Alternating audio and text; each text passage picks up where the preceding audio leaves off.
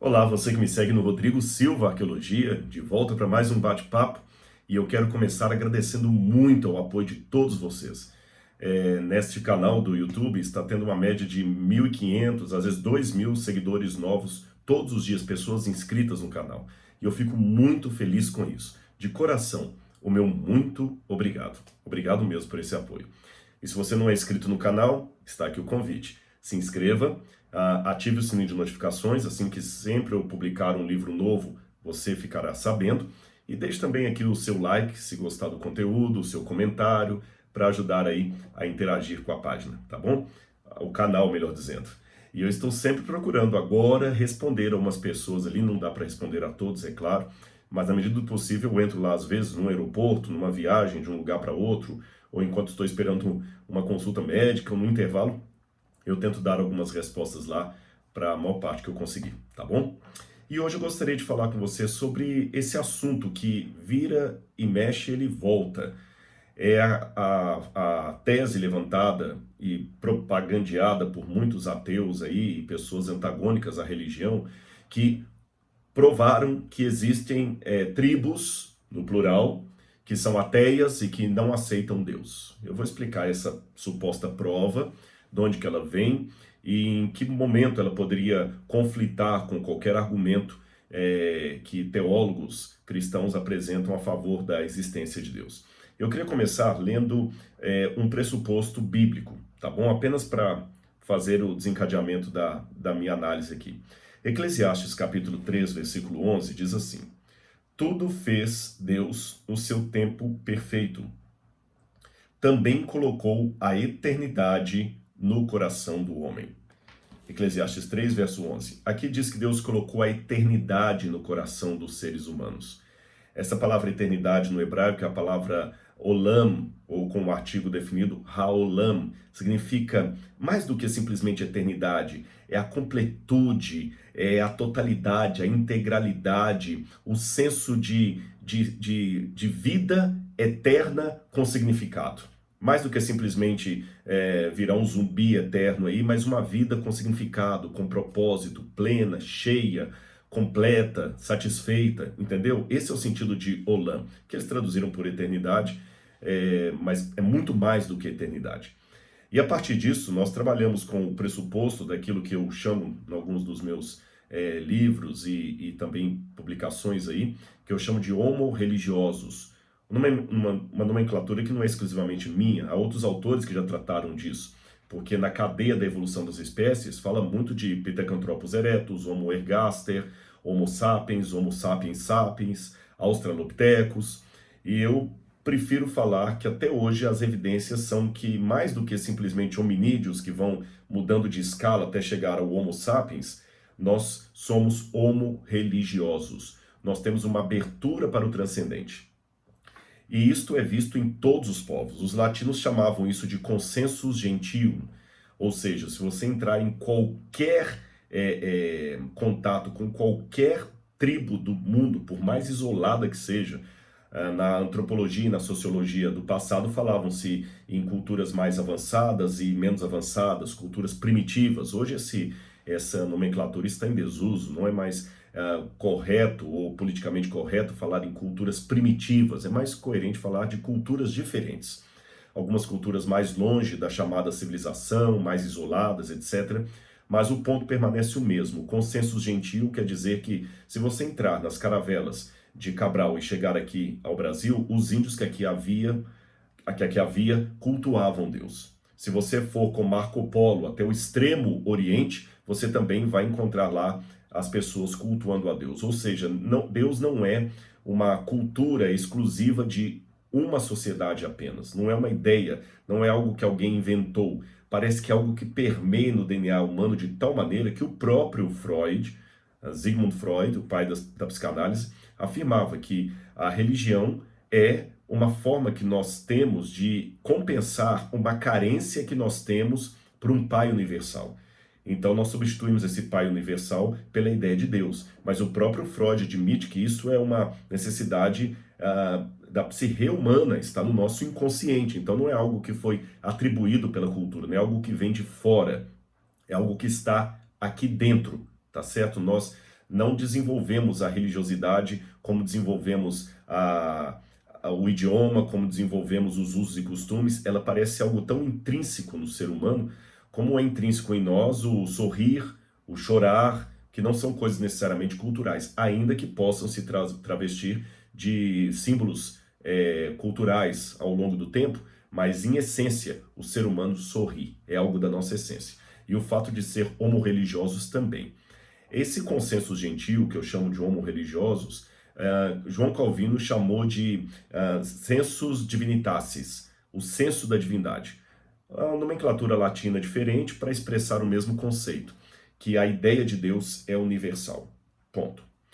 Eu me recordo que a primeira vez que eu vi um desafio a isto, porque quando eu fiz essa afirmação, não é baseado em autores cristãos, piedosos, teólogos, não, mesmo autores secularizados. Emily Durkheim, por exemplo, quando fez todo o estudo tentando provar que os primeiros rituais religiosos da humanidade não tinham nada a ver com Deus, ele foi duramente criticado. Você tem um livro dele, daqui a pouquinho foi mencionar, que ele tentou descobrir a origem do sentimento religioso. Então ele trabalhou, Emile Durkheim, ele trabalhou os totem da cultura dos aborígenes australianos, porque ele acreditava que ela era a forma mais primitiva de cultura.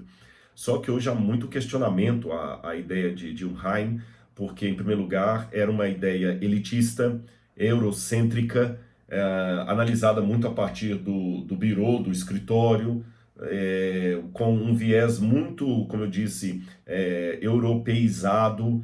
Então há muitas críticas, fora o fato de que ele trabalha cultura primitiva. Mas mesmo na tese de Durkheim, ele descobriu que eles tinham uma ideia do transcendente. Ponto. Ainda que eles divinizassem a humanidade, mas era uma ideia do transcendente. Ou seja, eles tinham religiosidade já no âmago. Depois, mais recentemente, você tem Lévi-Strauss, famosíssimo antropólogo Lévi-Strauss, que faleceu há poucos anos, que fez um trabalho extraordinário e era ateu. E Lévi-Strauss, depois de uma gama de investigação em várias culturas, notou e levantou a tese que todas elas têm um mito da criação, um mito das origens, envolvendo algum tipo de divindade, de transcendência. Então citei dois autores aí, Emily Durkheim e Lévi-Strauss. Não são teólogos, não são crentes, não são pastores, padres, são pessoas secularizadas. Então a gente trabalha com a fundamentação teórica quando faz essa afirmação, porque até antropólogos ateus e sociólogos ateus não conseguiram até hoje descobrir uma civilização que fosse ateia. O ateísmo é um movimento recente. Você sempre teve ateus isolados, aqui e ali. Você tinha Górgias, Pirro, mas até o ateísmo deles tem que ser explicado. O ceticismo deles não é necessariamente o ceticismo de Dawkins. E uma vez até alguém falou, mas o ateísmo, você está inventando isso, o ateísmo se organizou agora porque tem mais liberdade. Não tem nada a ver, gente. Primeiro, quem fala que o ateísmo como movimento filosófico é algo recente, você tem tratados aí de história do ateísmo escrito por ateus. Eu posso citar vários, no meu livro O Ceticismo da Fé, eu cito isso aí, tá bom? Mas, de qualquer maneira, o ponto agora que alguns estão tentando levantar é de um livro de Daniel Everett, Don't Sleep, There Are Snakes. Não durma, lá há cobras. E ele fala, a vida e a linguagem na selva amazônica. Eu vou contar a história desse livro, mas a primeira menção que eu deduzo ter sido a esse livro foi feita pelo ateu Daniel Souto-Maior. Repito, a alusão, porque ele não mencionou diretamente o nome da tribo, nem eu deduzo que é daqui, mas ele não mencionou diretamente. Daniel Souto-Maior estava num debate que eu assisti na TV com o Mário Sérgio Cortella. Mário Sérgio Cortella, evidentemente, defendendo a posição de que Deus existe, e Daniel Souto-Maior, que Deus não existe. E o Mário Sérgio Cortella mencionou essa questão do consenso gentil, e o Daniel Souto-Maior falou assim, não, descobriram no Brasil uma tribo que é ateia, que não acredita em Deus. Então, vocês cristãos ficam usando esse argumento aí, ele é falacioso. Eu não me lembro o nome da tribo, mas existe uma tribo. Então, ele não citou o nome. E o Mário Sérgio Cortella, de maneira elegante, falou assim, bom, eu confesso que eu nunca ouvi falar dessa tribo nem desse estudo, então não posso falar do que eu não sei.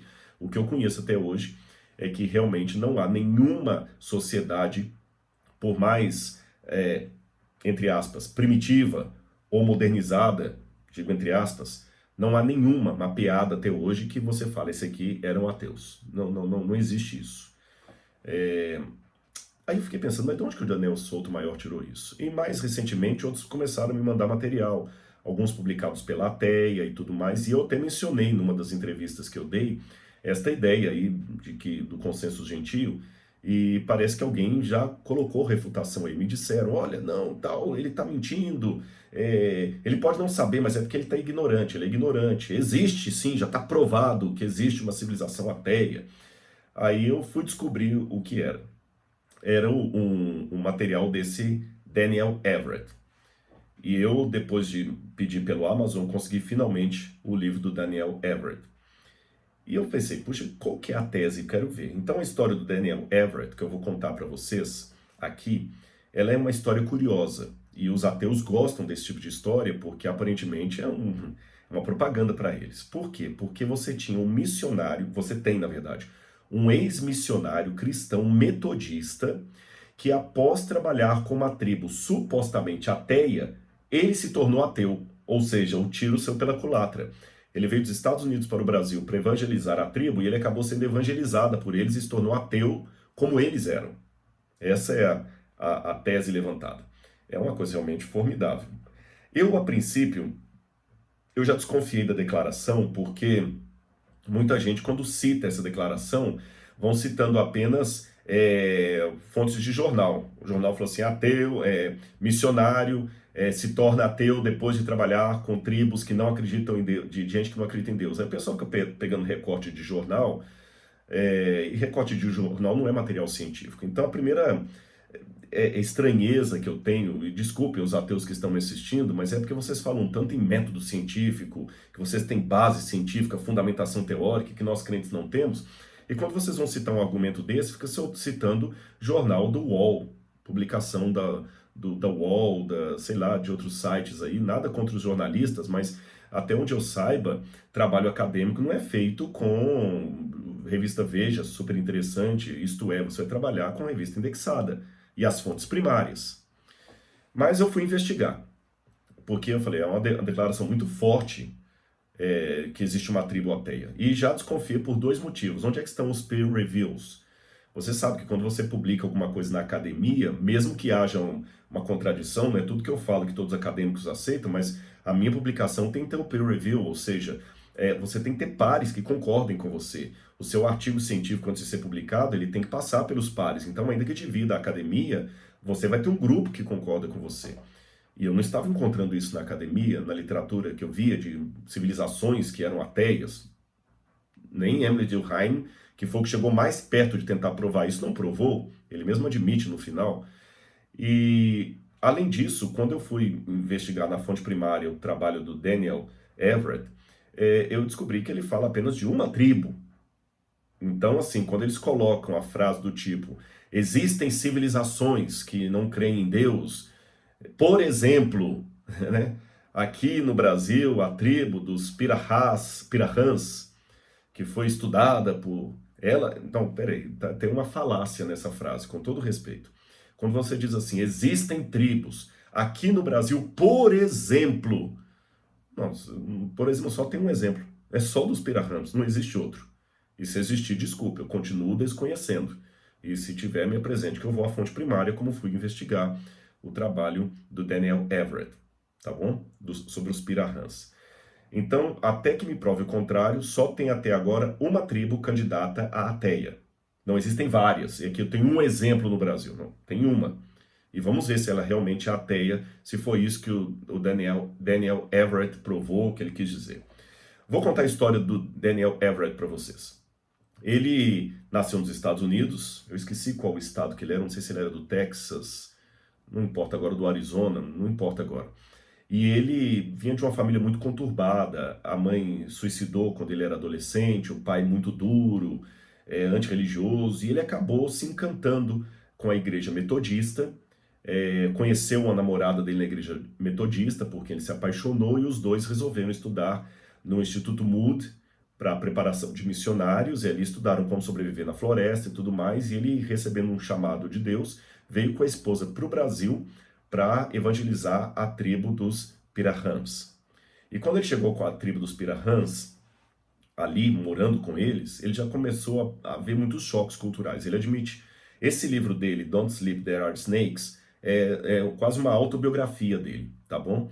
Ele começa a mostrar a decepção que ele teve com os métodos missionários que não davam certo com os índios. Por exemplo, quando ele foi contar para os índios a experiência dramática de vida dele, como é que a mãe dele suicidou e ele encontrou forças em Jesus, os índios nem ouviram a parte disso, sua mãe suicidou, e começaram a rir. E ele estranhou, porque ele estava falando do suicídio da mãe dele, e os índios riram. E eles riram porque eles falaram assim, isso é estúpido, ninguém tira a própria vida. Nenhum da nossa tribo tem uma ideia dessa de tirar a própria vida. Então ele notou que o conceito do suicídio era algo completamente estranho para eles.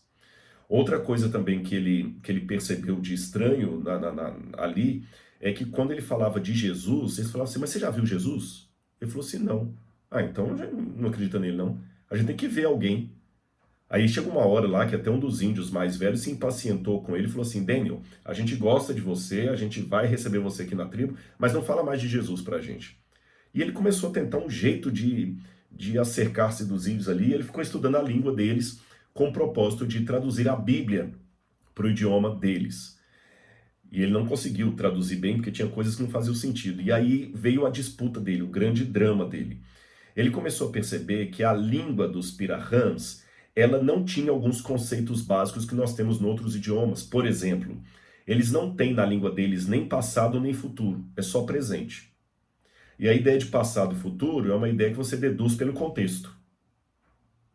Eles também não têm orações subordinadas, ou orações consequenciais, por exemplo. É como se eu dissesse assim, em português. Eu comprei o carro e fiz um lanche na lanchonete. Eu comprei um carro e fiz um lanche. No idioma Pirahã, não tem como você falar isso. Não existem frases coordenadas. Eu fiz isso e aquilo. A língua deles é muito simples. Eu fiz isso, pronto. Eles não têm ideia de passado, não têm ideia de futuro, é só ideia do presente. Tanto é que é um povo assim muito sedentário, eles passam uma parte do dia dormindo, não se preocupam muito com as coisas, e por não ter muito a noção de passado na língua deles, eles não têm mesmo a ideia de passado, eles não preocupam muito com o passado. Eles não sabem contar tradições milenares das pessoas e tudo mais. E, ao que tudo indica, pelo que o Daniel Everett percebeu, eles não têm a ideia de um Deus criador. Aí é que ele já começou a chocar com a teoria de Levi-Strauss, que fala que todos os povos têm um mito criador. Todos. Ele falou, não, encontrei um que não tem. E aí ele começou a chocar também com o grande linguista, até hoje, professor do MIT, que é o Noam Chomsky. Noam Chomsky falava que nós temos uma estrutura mental de idiomas, que todas as línguas do mundo derivam dessa mesma estrutura mental. É uma espécie de gramática universal. Isso é aceito majoritariamente na academia. E ele, o Daniel Everett, começou a falar que não, que ele descobriu uma tribo, uma língua, que coloca em xeque a teoria de Chomsky do MIT. Nesse meio tempo, ele acabou percebendo, aprendendo com os índios, que eles tinham uma vida tão preocupada com o aqui e agora, sem preocupação com o futuro.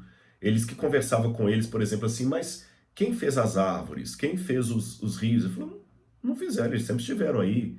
Então eles não têm a ideia de um Deus criador, e eles nem preocupam com isso, eles não preocupam com morte, com o que vai acontecer, não tem ideia de suicídio, eles vivem aqui agora, pescou, comeu, tranquilo. Então, como ele já estava meio cansado de muita coisa, ele falou, gente, eu vim aqui para ensinar de Deus e de paz para eles têm mais paz do que eu. E eles não têm Deus. Então, eu não preciso ter Deus, e se tornou ateu.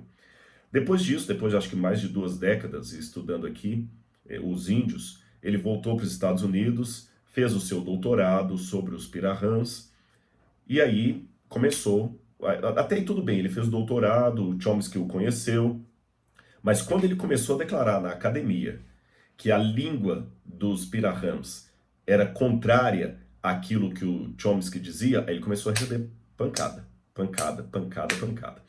Ele tentou comprar uma briga com o Chomsky, que ele não se saiu bem, ele não conseguiu nenhuma revista indexada que aceitou publicar a tese dele, na área de linguística. Ele só conseguiu publicar na revista de antropologia, Anthropology... A gente esqueci agora, Anthropology Society, se eu não me engano. Desculpe-me agora, fugi aqui, um journal. Eu consegui um PDF dele, eu li aqui, está guardado em algum ponto aqui. Onde ele publicou a ideia da linguagem, mas ali, de maneira bem assim, é possível. Não, parece que a língua deles não tem, mas a briga ali, o que eles publicaram, foi a ideia dele de um possível idioma que está na contramão da hipótese da gramática universal de Chomsky. Tá bom? Ponto. Aí, uma das grandes críticas que fizeram é que ele publicou a tese de doutorado dele sem falar nada disso. Depois de muito tempo tendo publicado a tese, que ele lançou esse livro, Não Durma lá as serpentes, ou Não Durma onde há serpentes, alguma coisa assim, que é um livro não acadêmico, é um livro popular, onde ele conta a experiência dele e tenta desenvolver alguma coisa ali. E é nesse livro que ele fala da ideia que eles não tinham de Deus como ele pensava. Então ele se chocou, porque tudo que ele tentava falar de Deus com eles não dava certo. Pronto. Daí, os ateus disserem, ele provou que tem uma tribo que é ateia. Não, peraí, vamos devagar. Eu li o livro, e eu vou ler para vocês aqui algumas partes do próprio livro aqui, para vocês terem uma noção, tá bom? Olha aqui, por exemplo. Ele admite, eu vou ler para vocês aqui o que ele fala aqui, ó. Ele vai contando a história dele aqui, por exemplo. Ele disse que sentou uma vez com a Corroy, eu não sei se é assim que pronuncia, eu tô citando de acordo com a transliteração que ele faz do idioma deles. Eu sentei com Corroy, que era um dos líderes ali, e uma vez ele me perguntou, desculpem que o livro está em inglês, então se eu ler meio gaguejando aqui é porque eu estou lendo e traduzindo, tá bom? Eu sentei com Corroy uma vez e ele me perguntou, depois de ouvir sobre o meu Deus, o que o seu Deus faz? Então eu respondi, bom, ele fez as estrelas, ele fez a terra. Aí ele me perguntou de volta. Aí eu perguntei para ele de volta, o que é que os Piharás dizem? Ele respondeu, bom, os Piharás dizem que essas coisas não foram feitas. Elas sempre estiveram aí. Aí ele pensou, puxa vida, mas será então que eles não têm ideia de um Deus criador? Ele vai continuar. Os Pirahás, eu aprendi, não tinham o conceito de um supremo ou Deus criador. Eles tinham espíritos individuais, mas eles acreditavam que eles podiam ver esses espíritos. E eles criam que viam esses espíritos regularmente. Então, peraí, olha, eu estou lendo aqui a fonte primária. O próprio Daniel Everett diz, e eu só estou começando a leitura, porque ele fala isso em todo o livro, que os Pirahãs, eles tinham a crença em espíritos, e eles diziam ver esses espíritos. Tem uma parte no início do livro aqui, que ele conta que estava ele e a filha dele, agora eu não lembro se era ele e a filha dele, e tinha uma praia, e os Pirahãs diziam que tinha um espírito lá gritando para eles não entrarem na floresta. Ele olhava e não via ninguém, mas os Pirahãs viam. Então vamos devagar, meus amigos ateus, que parece que não leram o livro do Daniel Everett. Deduziram. Ele não diz que aquele povo não tinha ideia de transcendente. Eles tinham ideia de espíritos. Eles cultuam, inclusive, esses espíritos. Eu vou falar disso aqui a pouquinho, lendo o livro dele. Continuando, ele fala assim, olha, a ideia de que os pirajás veem espírito não é mais marcante do que os clamores similares de muitos americanos que tomam, por exemplo, aquela ideia de que um espírito responde às suas orações. Ou seja, o que ele está dizendo aqui, eu estou lendo a página 136, 137, é que os Pirahãs acreditavam nos espíritos como os americanos acreditavam em Deus que atendia a oração deles. Então ele está admitindo que os Pirahãs tinham religiosidade, sim. A religiosidade deles era para os espíritos. Contatos com o luminoso são reivindicados como ocorrendo regularmente em redor do mundo. Para aqueles que acreditam que tais espíritos não existem, isso parece absurdo dizer que eles podem ver esses espíritos. Mas esta é apenas a nossa perspectiva. Então ele dizia assim, como ele já a essa altura do campeonato não acreditava nos espíritos, ele achava que eles não viam nada, mas isso é a perspectiva dele. Mas ele faz uma descrição detalhada, e eu aconselho vocês a lerem o livro, que os Pirahãs tinham rituais religiosos. Vou ler outra passagem do livro aqui. Ele fala assim, olha, o tipo de espírito que é mais falado pelos pirahãs é os Kaodibode, não sei se é assim que pronuncia, que significa boca rápida. Esse espírito é responsável por uma série de coisas boas ou ruins que acontecem aos pirahãs. Eles clamam, ele pode matá-los ou dar-lhes um bom conselho, dependendo de sua vontade. Perceberam? Ele fala desses espíritos. Interessante que os pirahãs não têm desenho. Se você pedir um pirahã para desenhar uma pessoa, eles fizeram estudos ali, colocaram papel e caneta e desenha. Ele não sabe desenhar traços como círculo, ele só faz traços, na verdade. Ele não faz círculos, bola, ele não desenha um boneco como a gente vê nas pinturas rupestres, por exemplo. Eles não têm a ideia de desenho, retratar através do desenho. Isso é muito interessante, porque até nas pinturas rupestres você vê a tentativa humana de fazer desenhos, mas os pirahãs não têm desenho. Então, eles também não têm colares, eles não têm muita questão de estética, de joias, porém, há um único tipo de joia que eles usam. Eu falei, eles não têm colares, deixa eu me explicar aqui, não tem enfeites, mas há um único tipo de joia que eles usam e que não é para efeito decorativo, é um colar que eles usam para protegê-los de espíritos maus. E ele vai dizendo aqui, ó, colares são decorativos apenas secundariamente, sendo seu objetivo principal afastar os espíritos maus, que os pirahãs veem quase diariamente. Como é que você agora vai à internet e fala que foi provado que tem uma tribo que não é religiosa? Como é que você fala isso? E citando ainda o missionário que era crente e virou ateu porque encontrou uma tribo ateia. Eles têm religião, tá? Aqui eu estou lendo o livro que os ateus, do cara que os ateus citam. Vou continuar. De acordo com o Daniel, ele também acredita que o universo é feito em camadas e cada camada é constituída por espíritos diferentes. Então, assim, ele até diz, por mais duvidoso que pareça inicialmente, existem supostas testemunhas oculares desse universo em camadas. As camadas são visíveis a olho nu, a terra e o céu. E os habitantes dessas camadas também são contemplados, porque esses outros seres atravessam os limites e descem do céu e caminham pela nossa selva. Assim que os pirahãs diziam. Como é que eles não tinham ideia de religião, de transcendente, de mundo espiritual? Era uma tribo ateia, materialista. Um dos grandes erros que eu vejo aqui é que eles confundem.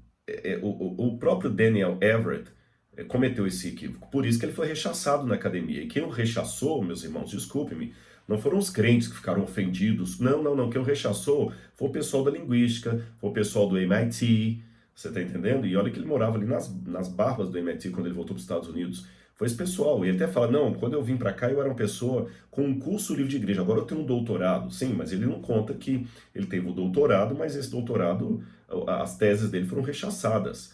E ele não consegue sustentar realmente, na verdade, até colocam na boca dele, porque eu não li no livro dele em momento algum que ele chamou os pirahãs de ateus.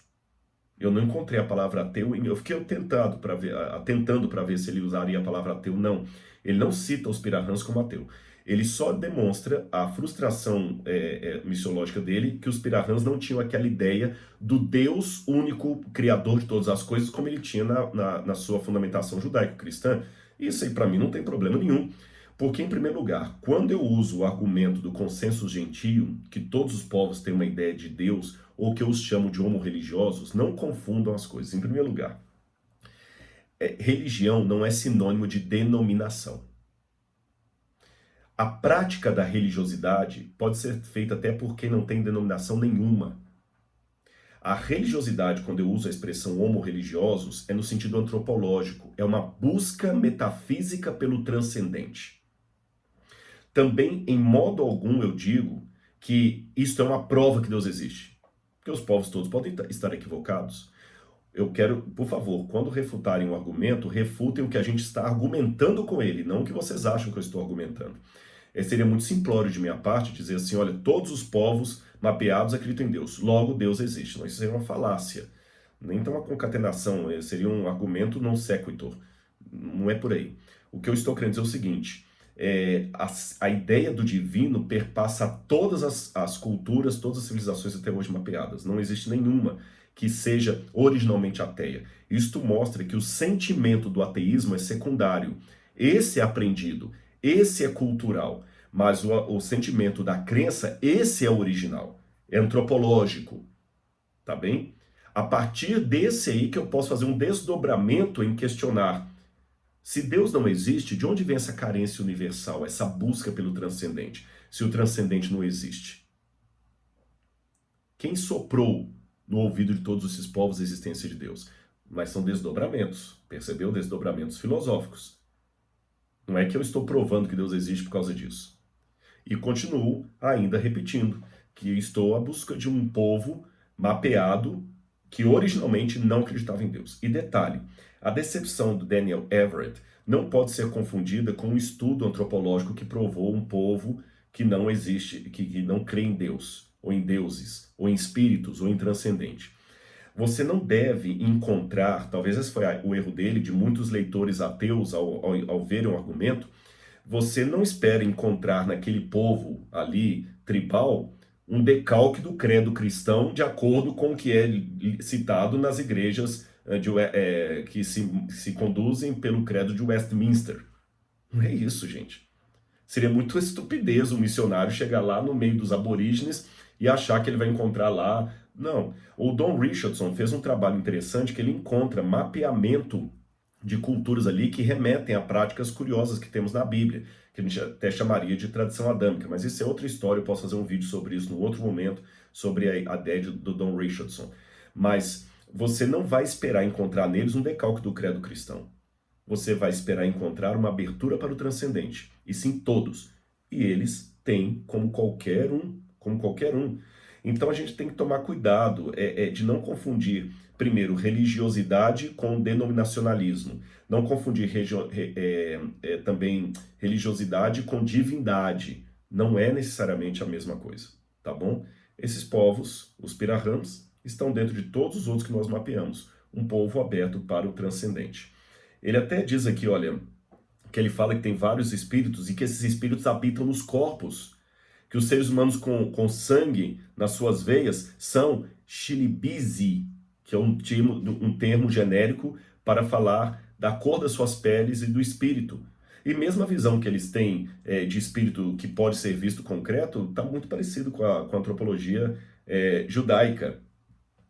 Bom, outra coisa interessante que eu posso olhar, isso aqui até eu quero fazer o crédito aqui, na minha busca aqui por material científico, os algoritmos do Google jogam você para várias páginas, eu encontrei um texto de um blog aí, questãodafé.org, e o autor aqui é o Igor Rodrigues, e eu quero então agradecer o Igor, eu nem o conheço pessoalmente, foi a primeira vez que eu vi um material dele, mas ele faz uma referência a esse assunto, e ele citou um autor ali que eu não conhecia e fui atrás.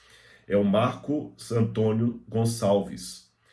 E eu fui procurar a fonte primária. E esse Marco Antônio Gonçalves, ele também morou durante um tempo com o povo Pirahã.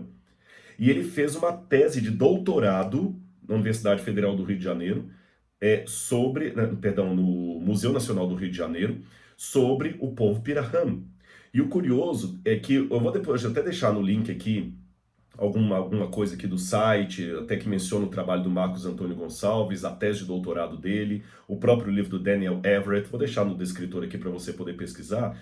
E o que me chama a atenção é que o Marcos Antônio Gonçalves, ele descobriu coisas bem distintas de Daniel Everett, e ele não é um religioso que foi ali para provar a religião. Diferente do Daniel Everett, o Marco Antônio Gonçalves foi para lá apenas como antropólogo, ele não foi como missionário.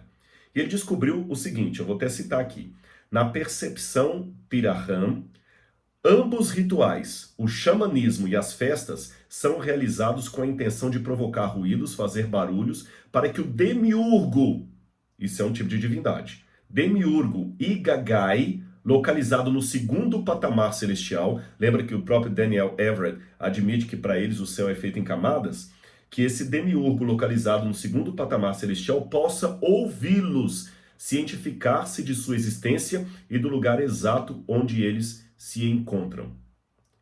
E ele fala que eles têm vários rituais para chamar a atenção desses espíritos. Religioso. Isso foi defendido numa tese de doutorado. Então, do ponto de vista da discussão do Daniel Everett com Chomsky, eu não posso emitir muito juízo de valores porque eu não sou linguista. Eu não teria expertise para falar que o Chomsky está correto ou ele está errado.